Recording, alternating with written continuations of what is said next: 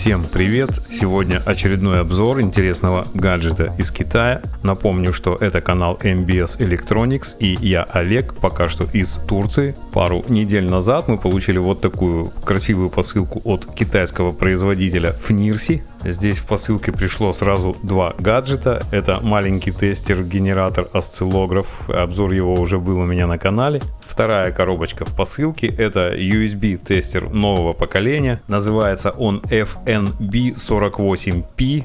На самом деле это обновление известного прибора FNB48, который вышел, если мне не изменяет память, уже пару лет назад. Вы видите сейчас фотографию старой версии, и она, наверное, больше походила на самоделку. Корпусом были просто две пластины, установленные на плату на стойках. Новый прибор выглядит уже как довольно стильный гаджет. На первый взгляд он даже мне чем-то напомнил какой-то криптокошелек. Особенно когда вы видите его в коробочке. У моего французского Ledger примерно такая же коробка. Действительно, вот такая красивая стильная упаковка. И хотя, конечно, мы покупаем гаджеты не ради коробочки и упаковочки, но мелочь, как говорится, а приятно. Сразу чувствуется, что внутри какое-то серьезное устройство. Несмотря на размеры, это действительно довольно серьезное устройство, собранное на ARM процессоре. Оно будет очень полезно тем, кто занимается ремонтом мобильной техники. Кроме базовых функций, которые есть в любом самом дешевом USB-тестере, а именно измерение напряжения, тока потребляемой мощности и емкости заряжаемой батареи, у этой штуки еще огромное количество функций, некоторыми из которых я, возможно, не воспользуюсь никогда. Протестировать работу всех функций прибора в рамках одного обзорного ролика, к сожалению, не получится. Вы можете почитать статью на моем сайте. Ссылка на статью будет в описании. Там описаны все функции прибора и как ими пользоваться. Статья основана на англоязычном руководстве к прибору. В комплекте коробка и сам прибор. Больше ничего нет. Ни инструкции, ни кабеля. Инструкцию в формате PDF можно скачать на официальном сайте. Но она будет на английском языке. С данным прибором не получится полноценно работать, не прочитав руководство. Повторю, что по ссылке в описании вы сможете найти на моем сайте инструкцию на русском языке. У тестера нет никакого встроенного источника питания, соответственно нет выключателя питания. Питается он от того адаптера или пауэрбанка, в который мы его подключаем. И, конечно же, он сам для своей работы потребляет какой-то ток. Как видим, это примерно 30 мА, независимо от того, включена подсветка экрана или нет. По крайней мере, так показывает вот этот мой старый USB-тестер. Для управления у нас есть так называемый универсальный переключатель, что-то вроде джойстика, и кнопка Back. В англоязычной инструкции этот джойстик называется многофункциональный переключатель. Я для краткости здесь буду называть его джойстик, но в инструкции это переключатель, поэтому чтобы не было путаницы. По большому счету это, конечно, не джойстик. Реальный джойстик всегда работает по трем осям: влево-вправо, вперед-назад и нажатие сверху-вниз. А здесь только по двум осям, то есть влево-вправо и нажатие. Прибор управляется несколькими видами манипуляции с этим джойстиком. У нас есть короткое нажатие влево, либо короткое нажатие вправо. Также используется долгое нажатие влево с удержанием вот так и долгое нажатие вправо с удержанием. И мы можем нажимать на этот джойстик сверху. Точно так же короткое нажатие делать, либо длительное нажатие с удержанием. И кнопка Back тоже короткое, либо длительное нажатие. Это что касается управления гаджетом. Я бы, наверное, предпочел тачскрин, но если вы любите тачскрин, то можно установить приложение для Android и связаться с этим устройством по Bluetooth и работать через тачскрин вашего телефона. Да, у этого тестера есть поддержка Bluetooth. С установкой приложения и соединением с телефоном каких-то проблем у меня не возникло, все сразу соединилось. Приложение нашло USB-тестер, надо проследить, чтобы на тестере был включен Bluetooth. Это делается из меню установок. Приложение нормально работает, поддерживает основные функции тестера, но не весь набор функций, которые есть у этого прибора. У меня возникло такое впечатление, что приложение как бы вот похоже на бета-версию. Хотя работать с ним довольно удобно, потому что можно вывести все это на большой экран, например, если у вас планшет. По крайней мере, мне с моей дальнозоркостью удобнее работать на планшете, на большом экране. Если подключить прибор к компьютеру через вот этот micro-USB порт, то можно воспользоваться приложением для винды. Тоже есть приложение, поскольку для соединения с компьютером требуется сам компьютер и какие-то провода лишний геморрой, то я думаю, что вряд ли я буду пользоваться программой на компьютере, разве что для обновления прошивки. Кому-то из вас, может быть, будет удобнее соединять проводком с компьютером и использовать с приложением для компа. Сейчас через этот USB-тестер у меня к пауэрбанку подключен небольшой USB-вентилятор. Там 3 режима у него: выключена, слабая мощность и повышенная мощность. Вот такой вентилятор, я под ним ночью сплю, под этим вентилятором, и мне нормально. Кондишку я выключаю на ночь здесь. А днем без кондиционера в комнате будет градусов 36, наверное. Видите, через вот этот кабель тестер подключен к компьютеру, также он подключен к пауэрбанку, вот здесь он подключен к компьютеру, и через программу для винды мы можем смотреть, что там происходит с напряжением и током. Одновременно с отображением осциллограммы на экране данные записываются в одну из 10 имеющихся на устройстве ячеек памяти. Это удобно, потому что, например, мы можем проверять оставшуюся емкость аккумулятора в смартфоне, но поскольку это процесс длительный, и если вдруг у нас возникают какие-то срочные дела, мы можем этот процесс отложить, отключить это все, или поработать, поисследовать какой-то другой смартфон с его батареей, а потом можем легко вернуться к первой ячейке памяти, к нашему первому смартфону и продолжить тестирование батарей. На самом деле самый удобный, универсальный вариант использования этого тестера — это с его маленьким экранчиком, без применения внешних программ. Тем не менее, вот такая возможность есть, и это хорошо. Также из органов управления у нас есть вот такой маленький движковый переключатель. Это выключатель протокола Power Delivery. Он так и подписан PD On-Off. И желательно обращать на него внимание, чтобы он был всегда отключен, когда это вам не нужно для работы. Этот выключатель служит для работы с протоколом Power Delivery и в частности для конвертации протоколов. Поэтому для безопасности, естественно, не вашей безопасности, а тех устройств, которые вы подключаете к тестеру, нужно обращать внимание на этот переключатель, чтобы случайно не подать повышенное напряжение на какой-то гаджет, который быструю зарядку не поддерживает. Конечно, чтобы это произошло, нужно, чтобы совпали разные обстоятельства, но, как известно, даже незаряженное ружье на стене когда-нибудь один раз в жизни может выстрелить. Все USB-разъемы на устройстве разделены на входа и выхода. Это основной порт, основной вход. Через этот порт мы подключаем тестер к источнику электроэнергии. Это может быть сетевой USB-адаптер, зарядное устройство или Powerbank. На боковой панели у нас есть два дополнительных входа. Это гнездо USB Type-C и micro-USB. Они специально помечены входящей стрелочкой и словом IN, чтобы пользователь не перепутал, чтобы он использовал их только как входа. То есть с помощью вот этого USB-штекера мы можем подключить тестер напрямую к источнику питания, но можно также использовать USB-кабель и вот эти два входа. Кроме того, эти два входа можно использовать для измерения внутреннего сопротивления USB-кабеля. Как известно, скорость зарядки также зависит от качества кабеля, и с помощью этого тестера мы можем определить, насколько качественный у нас кабель. Давайте сразу покажу, как это делается. Есть у меня вот такой интересный кабель, купленный в турецком супермаркете. Предположим, я хочу измерить его внутреннее сопротивление. Нам нужен будет еще один вот такой кабель Type-C. И обязательно нужно подключать нагрузку. В качестве нагрузки я буду использовать свой смартфон с наполовину разряженной батареей.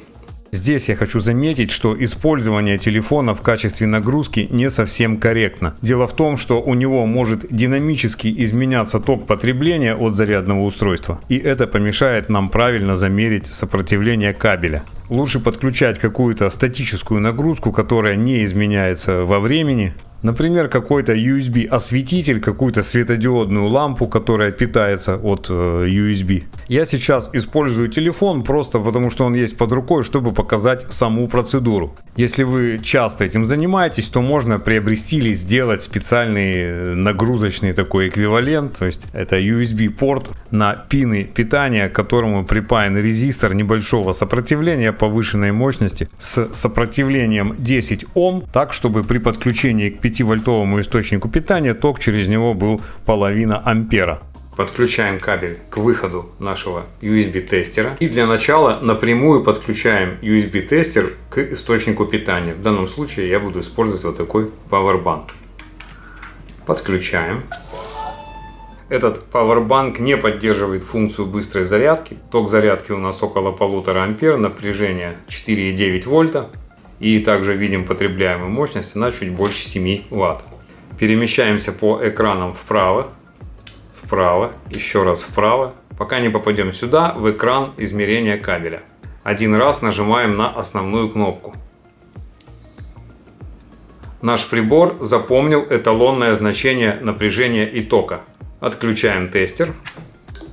Теперь между тестером и пауэрбанком подключаем тот кабель, который мы хотим проверить. Тестер сразу загружается в режиме измерения сопротивления кабеля и видим на экране результат. Сопротивление этого синего кабеля 0,12 Ома. Видите, это как раз то, о чем я говорил. Показания не совсем стабильны. Это потому, что в качестве нагрузки я использовал телефон. Потребление у него нестабильное, но процедура как таковая вам ясна. Что касается функции быстрой зарядки, я знаю, что многие покупают этот USB-тестер именно для работы с протоколами Quick Charge. Прибор поддерживает практически все известные протоколы быстрой зарядки. Не буду говорить, что вот прямо все протоколы, потому что, скорее всего, я о каких-то протоколах не знаю, но самые распространенные и не очень распространенные он поддерживает. Также прибор умеет имитировать триггеры протоколов быстрой зарядки. Что такое Quick Charge триггер? Это такое маленькое внешнее устройство, которое служит для того, чтобы обмануть блок питания, у которого есть функция быстрой зарядки. Если к такому блоку питания напрямую подключить какое-то любое устройство, которое не сообщит этому блоку питания, что оно поддерживает функцию быстрой зарядки, то есть что на него можно подавать напряжение больше, чем 5 вольт, ну, скажем, мы хотим подключить 12-вольтовую светодиодную лампу к блоку питания, вот такому Quick Charge. Но в таком случае этот блок питания будет всегда на выходе выдавать напряжение 5 вольт и не больше. И вот, чтобы обмануть блок питания, мы сперва подключаем к нему вот это маленькое устройство триггер, а в триггер уже включаем нашу условную 12-вольтовую лампочку. Триггер сообщает блоку питания в соответствии со стандартами протокола, что можно выдавать напряжение, скажем, 12 вольт. И, соответственно, на выходе мы имеем с этого блока эти нужные нам 12 вольт, тогда как без триггера мы получили бы только 5 вольт. Естественно, в блоке питания это все сделано ради безопасности, тех устройств, которые подключаются к блоку питания.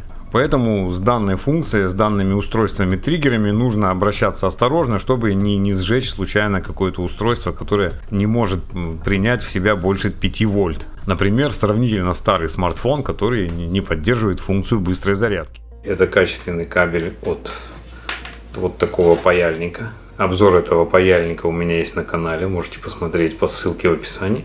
Давайте попробуем прочитать его чип. Надо что-то включить в качестве нагрузки, иначе Powerbank отключится. Потребления самого тестера недостаточно, чтобы Powerbank работал длительное время. Это обычная USB-флешка, и потребляет она 28 мА на самом деле. Раз, два. Надо, чтобы вот этот переключатель Power Delivery был отключен. И выбираем Read eMaker Cable. Выбираем и нажимаем на джойстик. Теперь необходимо подключить кабель. Подключать можно как во вход, так и в выход. В любой из этих USB Type-C входов. Видим, что кабель у нас успешно прочитался. Напряжение, которое поддерживает кабель, 20 вольт. Ток 5 ампер. То есть этот кабель рассчитан на максимальную мощность 100 Вт. Точно так же можем подключить в этот Type-C. Он прочитает прочитает чип, который находится в кабеле. Режим чтения Dash кабеля. Ну, такого кабеля у меня нет, поэтому я не могу его прочитать. На нет и туда нет, и сюда нет. Пройдемся по экрану. Это базовый экран. Он показывает напряжение на нагрузке, ток и мощность. Если нажать на кнопку, то мы увеличиваем разрядность. Теперь у нас 6-разрядный режим. Нажимаем еще раз. 5-разрядный режим. Синяя стрелка после значения тока показывает направление движения тока. То есть вот это у нас вход, вот это у нас выход. Вот так движется ток. Нажатие влево и удержание. Мы попадаем в системное меню настроек. Здесь можно отрегулировать яркость экрана в основном режиме, яркость экрана в режиме стендбай, время вхождения в режим стендбай, то есть как бы скринсейвер такой, и другие параметры устройства. Полный список всех настроек вы можете почитать в статье на моем сайте по ссылке в описании. Нажимаем на кнопку выхода и выходим в этот основной режим. Щелкаем вправо, попадаем в экран записи. Все данные, которые показывает дисплей, будут непрерывно записываться в эту ячейку памяти. Напряжение, ток, мощность. Сразу показывается накопленная емкость батареи, если бы мы здесь заряжали батарею, и потребленная мощность. Длинное нажатие влево, попадаем в экран выбора ячейки памяти. Длинное нажатие вправо, попадаем вот в эту интересную функцию. Она позволяет вычислить реальную емкость батареи в зависимости от напряжения батареи. По умолчанию у нас стоит здесь 3,7 вольта. Можно изменить напряжение батареи 3,7, 3,6. Поставить какое вы хотите. Ну, лучше ставить то, что реально соответствует вашей батарее. Например, для литий-ионных и для литий-полимерных аккумуляторов это напряжение слегка разное. Вот этот интересный коэффициент, он чем-то напоминает КПД при зарядке батареи. Это процент мощности, который действительно идет на зарядку. Когда мы заряжаем батарею, то естественно какая-то часть мощности теряется на нагрев элементов внутри самого зарядного устройства, внутри батареи теряется на нагрев. И вот какая часть мощности идет на заряд нашей батареи, мы можем выставить здесь в процентах. Можно вообще выставить 100%, тогда у нас емкость будет больше, видите, вычисленная. Какой реальный коэффициент при зарядке батареи моего телефона, например, я понятия не имею. Это надо где-то смотреть в какой-то литературе. По умолчанию здесь стоит 90%. Это означает, что 10% энергии зарядного устройства просто тратится на нагрев. Естественно, никакой КПД никогда не бывает равен 100%. Если мы здесь поставим 100%, то это будет заведомо неверно. Ну, я думаю, у хорошего аккумулятора при хороших условиях где-то может 93-95% можно поставить. Следующее окно относится у нас к триггерам, то есть к протоколам быстрой зарядки. Здесь можно установить триггер, сымитировать какой-то аппаратный триггер. Можно преобразовывать один протокол в другой. Например, если бы сейчас вот мой Powerbank поддерживал быструю зарядку, я бы мог с помощью этого устройства подать на флешку высокое напряжение, например, 9 вольт, и ее сжечь. Потому что флешка от 9 вольт работать не может. Но теоретически это можно сделать. Длительное нажатие влево как раз предлагает нам войти в меню триггеров. Он нас предупреждает, что возможно будет подано на нагрузку высокое напряжение. Я сказал окей, я согласен, потому что я знаю, что мой Powerbank не поддерживает быструю зарядку и не может на выходе выдать напряжение больше 5 вольт. И здесь я могу выбрать любой протокол быстрой зарядки из предлагаемых. Смотрите, сколько их здесь много. Всего 11 протоколов. Я думаю, что это очень круто. И длительное нажатие вправо. Здесь дополнительные функции. Например, мы можем прочитать чип, который встроен в некоторые кабеля, рассчитанные на быструю зарядку. Дальше у нас окно осциллографа. Разные варианты осциллограммы. Длительное нажатие на саму кнопку, на сам джойстик переключает режимы осциллографа. Сейчас высокоскоростной режим по переменному току. Прибор проверяет пульсации напряжения на нагрузке. Но это очень маленькая нагрузка, флешка потребляет небольшой ток, соответственно пульсации у нас небольшие. Давайте попробуем подключить вообще жесткий диск, вот этот, это SSD диск в корпусе, в USB коробочке. Давайте посмотрим, какой ток потребляет жесткий диск. 150 мА в данном случае, потому что диск не работает, он ничего не делает, он не подключен к компьютеру, просто на него подано питание. Соответственно, он потребляет небольшой ток относительно, но, конечно, почти на порядок больше, чем флешка. И посмотрим, что у нас там с пульсациями. Пульсации стали больше, потому что потребление больше. Соответственно, больше нагрузка на преобразователь вот этого пауэрбанка и больше пульсаций. График напряжения и тока. Я отключил, ток стал равным нулю, напряжение 4,9 вольт. То есть вот эта штука дает 4,9 вольт. Следующий экран измерения внутреннего сопротивления кабеля. Мы это с вами уже делали. Кликаем дальше и возвращаемся в базовый экран. Вот, собственно, и все, друзья, про этот прибор. Кому нужна более подробная информация, еще раз направляю вас на мой сайт, на статью на моем сайте по ссылке в описании. Ссылочка на сам прибор будет в описании к ролику и также, естественно, в статье на моем сайте. Не забывайте ставить ваши лайки, подписываться на канал MBS Electronics. До свидания, друзья, всех благ!